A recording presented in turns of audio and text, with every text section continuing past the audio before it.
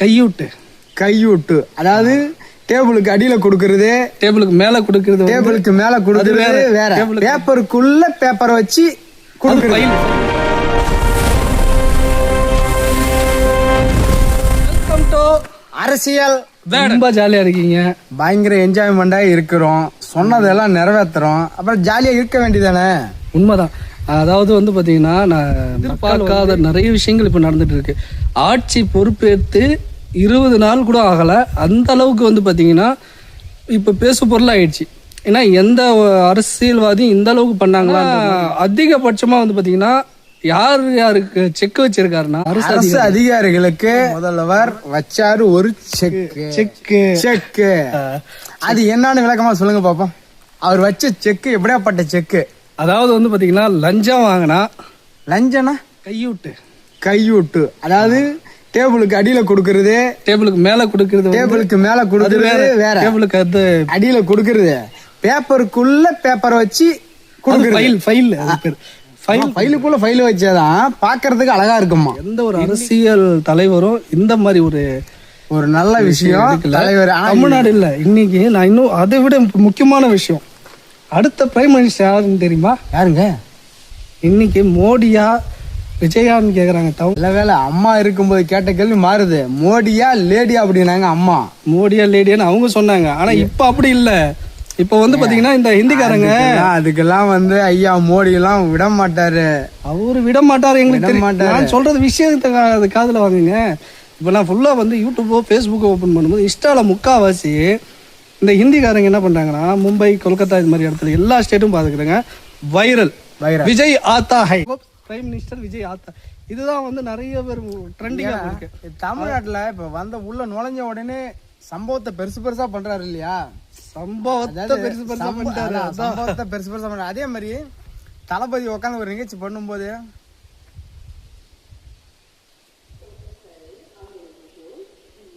சின்ன ஒரு சிரிப்பு கூட இருக்காது. ஆமா ஆமா இல்ல நோட் பண்றாரு யார் என்ன பேசுறாங்க, எப்படி பேசுறாங்க.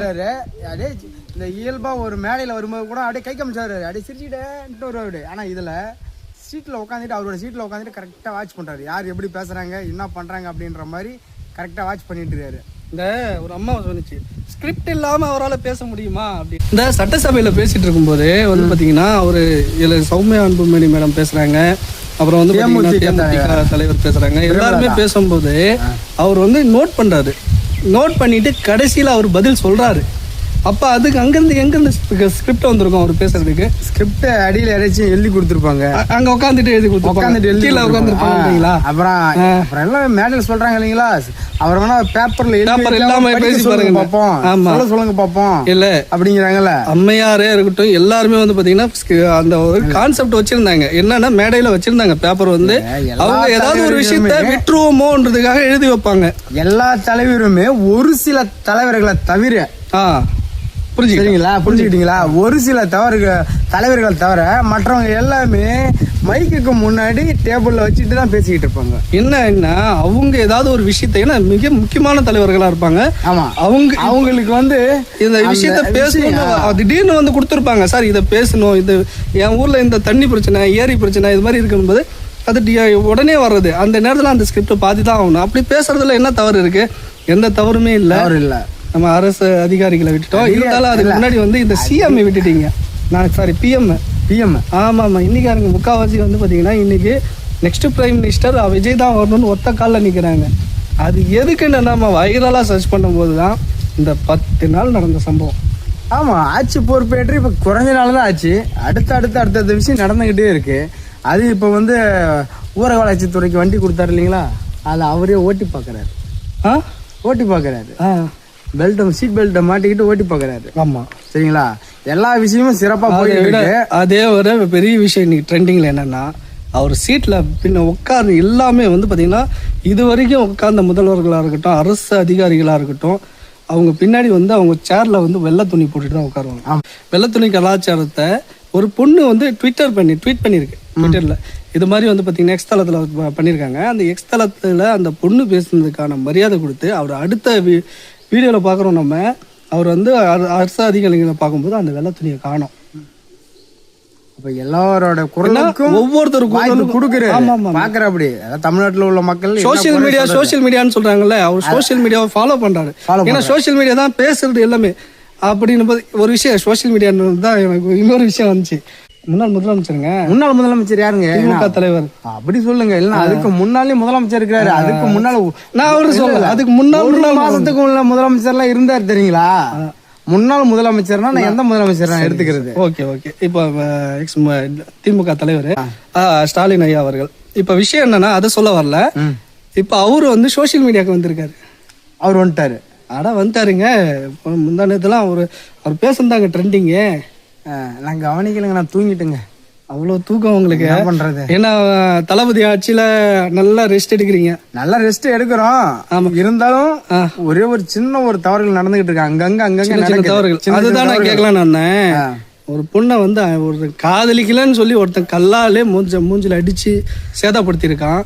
பெண் பாதுகாப்பு எங்க போச்சு? பெண் பாதுகாப்பு சிங்க பெண் சிறப்பு அதிரடி படை எங்க இருக்கு? இத வந்து தலைவர் சொல்லியிருந்தாரு, சேலத்துல அறிமுகப்படுத்தியிருந்தாரு. அதாவது அறிமுகப்படுத்தியிருந்தாரு. பெண்களுக்கு பாதுகாப்பு 100% கொடுப்போம் அப்படின்னு சொல்லியிருந்தாரு. அப்படி இருந்தும் தவறுதலாக ஒரு சம்பவம் நடந்திருக்கு தமிழ்நாட்டுல. இதுக்கு தளபதி என்ன ஒரு சரியான தீர்ப்பு செய்வாருங்கிறத நம்ம பொறுத்திருந்து தான் பார்க்க முடியும். பொறுத்திருந்தோன்னா இப்ப இந்த விஷயத்த முளையிலே கிள்ளி போட்டுட்டா பெருசா வளராது. அதாவது முளையில கிள்றது இல்லை. நான் என்ன சொல்றேன்னா, இவ்வளவு தூரம் நடக்கிறதுக்குன்னா அவங்களுக்கு ஒரு தைரியம் இருக்கு. சம்பவம் நடக்கிறது இயல்பு, சரிங்களா? ஒரே ஒரு விஷயம் நல்லா புரிஞ்சுக்கங்க. சம்பவம் நடக்கிறது இயல்பு, நடந்துடுச்சு, அது தவறுதலா. ஆனா இதுக்கு சரியான பாடம், சரியான தண்டனை ஃபர்ஸ்ட் இப்ப தளபதி வந்த உடனே இது நடந்திருக்கு. ஒரு தண்டனையை சிறப்பா செயல்படுத்தி ஒரு திட்டத்தை அறிவிச்சிட்டாருன்னா, பெண்கள் பாதுகாப்புக்கு சரியான திட்டமா இருந்துடுச்சு அப்படின்னா அடுத்தடுத்து உள்ளவங்க பயப்படுவாங்க. இப்ப அதே போல வந்து ஒரு நாள் இரவிலே கிட்டத்தட்ட சென்னையில 100 ரவுடிகளை கைது பண்ணி இருக்கிறாங்க. இது ஒரு சிறப்பான ஒரு சம்பவம். இப்ப நீங்க நினைக்கிற மாதிரி தளபதி வந்து ஏன் இந்த பெண்களோட விஷயத்துல இவ்வளவு இதா இருக்கிற, அப்படி இதுக்கு வந்து ஒரு தனி சிறப்பு படை அமைக்காம இருந்திருக்கலாம் அப்படின்னு கேக்குறீங்க. நடந்துடுச்சு. இதுக்கு உண்டான சொல்யூஷன் வந்து தளபதி கண்டிப்பா எடுப்பாரு. அதனால 100% வந்து தமிழக பொதுமக்களுக்கு, தமிழக மக்களுக்கு கண்டிப்பா நம்பிக்கை இருக்கு. அதுவும் பெண்களுக்கு நம்பிக்கை இருக்கு. ஆனா இதான் இப்ப வந்து பாத்தீங்கன்னா மீடியாவில் அதிகபட்சமா வந்து பாத்தீங்கன்னா இது மாதிரி பெண் பாதுகாப்பு இல்லைன்ற மாதிரி வந்து விமர்சனங்கள் வந்துட்டு இருக்கு. நான் அதை வச்சுதான் உங்ககிட்ட கேட்டேன். ஏன்னா பெண்களுக்கு பாதுகாப்பு கொடுக்குறேன்னுட்டு இது மாதிரி நடந்துருச்சேன்ற மாதிரி வந்து பாத்தீங்கன்னா சோசியல் மீடியாவில் வர விமர்சனங்களை வச்சுதான் நம்ம கேட்குறோம். அது மட்டும் இல்லாமல் இங்கே ஒரு நடு ரோட்டில் ஓட்ட வீட்டு கொலை பண்ணது, சரிங்களா? அப்புறம் விழுப்புரம் சம்பவம், இதெல்லாம் நிறைய போயிட்டு இருக்கு. இதுக்கு எல்லாமே ஒரு முற்றுப்புள்ளி வைக்கிறதுக்கு தளபதி தயாரா இருக்கிறாரு. கண்டிப்பா நடக்கும்ன்றீங்க. ஏன்னா இதுவரையும் இல்லாம அரசு அதிகாரிகள் அலுவலர்களுக்கு எந்த ஒரு ஆட்சியிலும் இப்படி ஒரு செயல் திட்டத்தை கொண்டுட்டு வந்தல. செயல் திட்டம், அருமையான செயல் திட்டம். சரி, அரசு அதிகாரிகளை விடுங்க. அவங்களுக்கு வந்து பாத்தீங்கன்னா சரியான செக்கு. மக்களுக்கு எல்லாருக்கும் தெரிஞ்ச விஷயம். இந்த போதை பொருள் பாத்தீங்கன்னா போதை பொருள் வித்தா இதுதான் எனக்கு இருக்கிறதுல ட்ரெண்டிங். அதாவது போதை பொருள் விற்கிறவன சொத்து முடக்கப்படும் போட்டார் பாரு. உண்மைதானே? அவனையும் அவனை சார்ந்த, அதாவது பினாமியா இருந்தா அவனதும் சேர்த்து முடக்கப்படும் போட்டு. இப்படி எல்லாம் ஒரு இது மாதிரி கொண்டுட்டு வந்து வச்சாதான் அடுத்தடுத்து தவறுகள் நடக்கிறத குறையும். ஃபுல்லா நிறுத்த முடியாது. என்ன சொல்றேன், அதுதான் கேக்குறேன். செய்யாம இருப்பாங்கன்றீங்களா? செய்வாங்க, கண்டிப்பா செய்வாங்க. செய்ய மாட்டாங்கன்னு சொல்லல. முடிந்த வரைக்கும் 100%ங்கிறத ஒரு 30% கூட நிறுத்தலாம். கனிம வளம்லாம் இருக்குல்ல, அதெல்லாம் இன்னும் கனிம வளத்துக்கு நம்ம தனியா ஒரு வீடியோ போடுவோம் கண்டிப்பா. ஏன்னா எங்கள் பகுதியிலே ஏகப்பட்ட மலைகள் காணவில்லை, மலைகளை காணவில்லை, ஆத்த காணல, கிணத்த காணல. இல்ல இந்த கிணறு இல்ல, கிணத்த காணல. இது இல்லாம மணல் கொள்ளை. ஆமா, அதுக்கு தாங்க கனிம வளம்னு சொல்றோம். தனியா சொல்றேன். அதையும் காணல. சிறப்பா செயல்பட்டு நாம வந்து தனியா ஒரு வீடியோ போட்டு இந்த லொகேஷன்ல எங்க இருக்கு அது முதல் கொண்டு நம்ம வந்து நம்ம நேயர்களுக்கு கண்டிப்பா சொல்லலாம், சமர்ப்பிக்கலாம். சரி, அடுத்த ரொம்ப நீளமா போயிட்டு இருக்கிறதால அடுத்த கண்டென்ட் போயிடலாம். இன்னைக்கு வந்து பாத்தீங்கன்னா அவரோட ஆட்சி ரொம்ப அருமையா இருக்கு, மக்களுக்கு வந்து ஏற்ற மாதிரி இருக்கு. கல்வித்துறை இப்போ மாற்றி கொடுத்துருக்காங்க. கல்வித்துறை தான் இருக்கிறதுல ரொம்ப ப்ரெஷர் கொடுத்துட்டு இருந்தாங்க, மும்மொழி கொள்கை உள்ளே வந்துடும்னு. நான் என்ன சொல்கிறேன், இப்போ மாற்றி கொடுத்துட்டாரு சரிங்களா. ஆனால் இப்போ மும்மொழி கொள்கை உள்ளே வருமா? அவங்களோட கான்செப்ட் இருமொழி கொள்கை மட்டும்தான். தாவேக்காவோட கான்செப்ட் இருமொழி கொள்கை. ஒன்று வந்து தமிழ், இன்னொன்று ஆங்கிலம். அதாவது நான் தமிழ்னா பிறந்தேன், தமிழ் தான் கற்றுக்குவேன் அப்படின்னா நம்மளோட தாய்மொழி தமிழ். அந்த தமிழ் வந்து உணர்வுபூர்வமாக நம்ம ஏற்றுக்கிறோம். வெளி உலகத்துக்கு நம்ம பேசுறதுக்காக ஆங்கிலம். சரி, இது முக்கியமான விஷயம். தளபதிக்கு வந்து தமிழ் தவிர வேற எந்த வார்த்தையும் கற்றுக்கல, அது உண்மையான விஷயம் தான். நான் தமிழ் மட்டும்தான் அவர் வந்து நான் லீகல் நிறைய விஷயங்கள் இடத்துல பேசியிருக்கேன். தமிழ், இங்கிலீஷ், ஹிந்தி எனக்கு தெரியுன்ற எந்த இடத்துலையும் மென்ஷன் பண்ணல. ஆனா அம்மையார் இருக்காங்க பாருங்க, அவர் சொல்ல முடியாது இல்லைங்களா. இல்ல, அம்மையார வந்து தமிழ்நாட்டு அரசியல்ல அம்மையார் கொண்டுட்டு வந்து 18 மொழிக்கு மேல பேசினவங்க. ஆனா அவங்களும் தமிழ் மொழி, தமிழ் இங்கிலீஷும் தவிர வேற எந்த மொழியும் உள்ள கொண்டு வரல. அது அதே மாதிரி இவர் பண்ணுவாருன்றது நம்ம எதிர்பார்க்கிறோம் இல்லையா? எதிர்பார்க்கிறோம், கண்டிப்பா நடக்கும். மும்மொழி கொள்கை வந்து ஏத்துக்க வாய்ப்பு இல்ல 100%. ஏன்னா அப்படி ஏத்துக்கிற மாதிரியா இருந்தா இப்பயே தகவல் விட்டுருக்கலாம். இருமொழி கொள்கை மட்டும்தான். ஒன்னு தமிழ், மற்றொன்னு ஆங்கிலம். இந்த 2 மொழி மட்டும்தான் நமக்கு செட் ஆகும் அப்படின்னு சொல்லிருக்காரு. இந்த காலப்போக்கில் அப்படியே நீடிச்சுதுன்னா தமிழை பாதுகாக்கிறதுக்கு ஒரு நல்ல ஒரு வாய்ப்பு.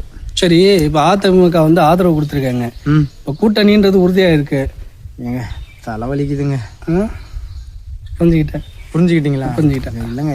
சரி சரி, ஓகே, அது விட, அது வேண்டாம். அவ்வளோ நெகல்லையும் வேறுக்குது, என்னன்னு தெரியலீங்களா? நான் சொன்ன வார்த்தை உங்களுக்கு பயம் வந்துட்டு. ஐயோ என்னங்க, அந்த பேரை கேட்டா சும்மா அதிருது இல்ல அப்படிங்கிற மாதிரி.